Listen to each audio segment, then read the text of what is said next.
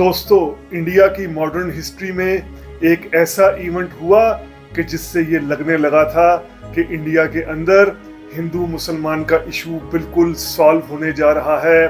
Political मामलात हों, इंतज़ामी मामलात हों, इलेक्शंस के मामलात हों, सूबों के मामलात हों, ये हर तरह के मसाइल हल होने वाले हैं।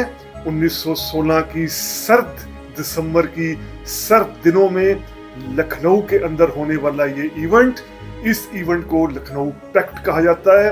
अब इस इवेंट के बैकग्राउंड में क्या था, यानी क्यों जो मुस्लिम लीग थी, जो कांग्रेस थी, जो उस वक्त के बड़े मुसलमान लीडर थे, हिंदू लीडर्स थे, वो एक ड्राफ्ट पर राजी हो गए।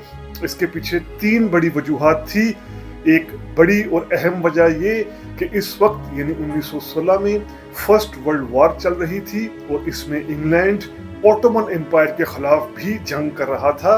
अब मुसलमानों के तमाम जो रिलीजियस प्लेसेस हैं, जो मुकद्दस मकामात हैं, वो उस वक्त ऑटोमन एम्पायर के ही तहत थे।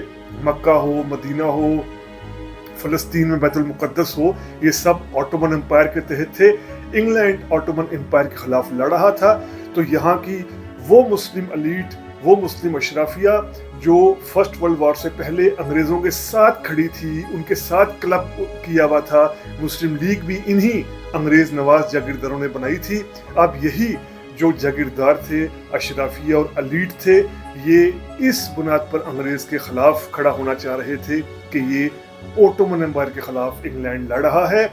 दूसरी एक अहम वजह वो ये कि उस वक्त अगर हम देखें तो तकसीम बंगाल ख़त्म हुई थी 1911 में। अंग्रेज़ों ने बार बार ये वादा किया था 1905 से लेकर 1911 तक कि वो कभी भी पार्टीशन ऑफ बंगाल ख़त्म नहीं करेंगे।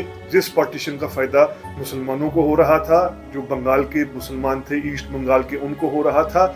लेकिन अंग्रेज़ों ने दबाव के तहत आकर कांग्रेस की तहरीक के तहत, कांग्रेस की तहरीक के प्रेशर में इस पार्टीशन को भी ख़त्म कर दिया।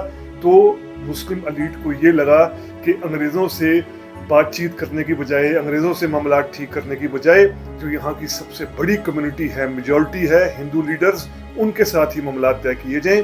और तीसरी लेकिन सबसे बड़ी वजह ये थी कि जो मुस्लिम लीडर्स उस वक्त के कांग्रेस के साथ इत्तेहाद करना चाह रहे थे, वो ये कि अब मुसलमानों के अंदर किसी हद तक मिडिल क्लास लीडरशिप भी जन्म ले रही थी।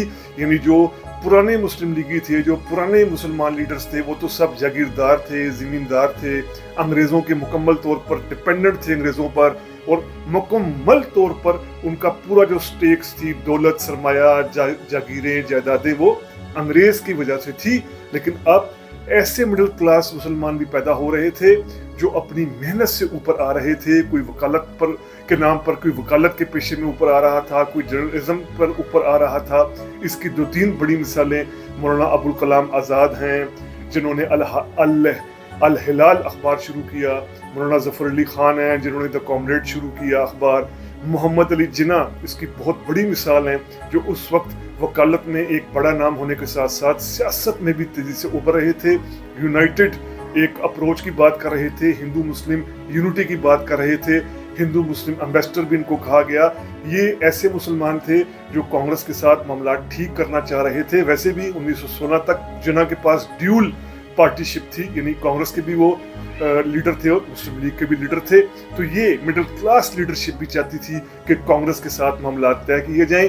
यही वजह बहुत बड़ा ज़बरदस्त ये ड्राफ्ट सामने आया लखनऊ पैक्ट का, जिसमें कांग्रेस ने मुसलमानों के सेपरेट इलेक्टोरेट को मान लिया। यानी ये कि मुस्लिम सीटों पर मुस्लिम उम्मीदवार ही खड़े होंगे और मुसलमान ही उनको वोट दे पाएंगे। ये असल में सेपरेट इलेक्टोरेट मुसलमानों की डिमांड इसलिए थी कि कहीं मेजॉरिटी के दम पर सिर्फ कांग्रेस या हिंदू लीडरशिप ही ना पावर में आती रहे। तो ये एक तरह का सेफ गार्ड था। ये अलग बात है कि अंग्रेज़ों ने भी इस सेफ गार्ड को, जो सेपरेट इलेक्टोरेट था, इसको डिवाइड एंड रूल के लिए इस्तेमाल किया। उसके बाद फिर एक बड़ी बात ये कि वेटेज के सिस्टम को मान लिया गया लखनऊ पैक्ट में। यानी ये लखनऊ पैक्ट प्रपोजल्स थी, क्योंकि अंग्रेज़ों ने वादा किया था कि फर्स्ट वर्ल्ड वॉर में आप हमारा साथ दें, फर्स्ट वर्ल्ड वॉर ख़त्म होने के बाद हम आपको मज़ीद पॉलिटिकल राइट्स देंगे, एडमिनिस्ट्रेटिव राइट्स देंगे, आपको मज़ीद जो है वो खुद मुख्तारी देंगे। तो ये लखनऊ पैक्ट मुस्लिम लीग और कांग्रेस की मुश्तरका प्रपोजल्स थी अंग्रेजों को कि हमें ये कुछ चाहिए। वेटेज के सिस्टम को कहा गया कि वेटेज का सिस्टम होना चाहिए, यानी जिन सूबों में मुसलमान मिनॉरिटी में हैं, जैसे यूपी में मिनॉरिटी में थे, मुंबई में, एमपी में, मद्रास में, यहाँ पर मुसलमानों को उनकी आबादी के रेशो से ज़्यादा सीटें दी जाएंगी। और इसी तरह पंजाब और बंगाल में चूंकि हिंदू और सिख मिनॉरिटी में है तो इनको यहाँ पर इनकी आबादी के तनासब से ज़्यादा सीटें दी जाएंगी। ये वेटेज सिस्टम मान लिया गया। असेंबली के अंदर मुसलमानों की रिजर्व सीट्स को ही मान लिया गया 1/4, यानी इसने बहुत से मामलात हल कर दिए। और इस लखनऊ पैक्ट में वाज़ेह तौर पर लिखा गया कि अब जो वासराय अपनी काउंसिल्स में मिनिस्टर्स को बैठाता है, मिनिस्टर्स लेता है, वो ज़्यादा से ज़्यादा इलेक्टेड होने चाहिए, ना कि नॉमिनेटेड। यानी ये ऑटोनमी की तरफ उस वक्त इंडियंस ऑटोनमी मांग रहे थे, आज़ादी खुद मुख्तारी की तरफ, बहुत बड़ा स्टेप था। और सबसे बड़ी वजह ये थी कि इसमें हिंदू और मुसलमान इत्तेफाक नज़र आ रहा था। जो गंगनेटिक जेनेटिक मुश्तरका सिविलाइजेशन है उसकी अप्रोच नज़र आ रही थी। हत्ता कि इस लखनऊ पैक्ट में बहुत अहम किरदार अदा करने वाले बाल गंगाधर तिलक, एक ज़माने में एक्सट्रीमिस्ट हिंदू लीडर थे, वो भी इसकी हिमायत में सामने आए लखनऊ पैक्ट की, बल्कि उन्होंने बहुत अहम किरदार अदा किया।